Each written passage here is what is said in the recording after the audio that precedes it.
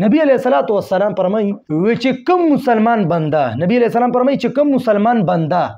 څلوېښت ورځې په پابندۍ سره په اخلاص سره داسې مونځ وکړو که نه چې د دنه یو وخت هم د تکبیر اوله پوت نه شو 40 ورځې په پابندۍ سره مونځ وکړو نبی علیہ السلام فرمایي چې دغه بنده ته به 2 پروانې میلاویږي 2 پروانې یو دا چې دی به جهنمي نه او دویم دا چې دی به منافق نه مري نبی علیہ السلام فرمایي چې دته به 2 پروانې میلاویږي یو دا چې دی به جهنمي نه او دویم دا چې دی به منافق نه مري دا ډېره غټه خبره ده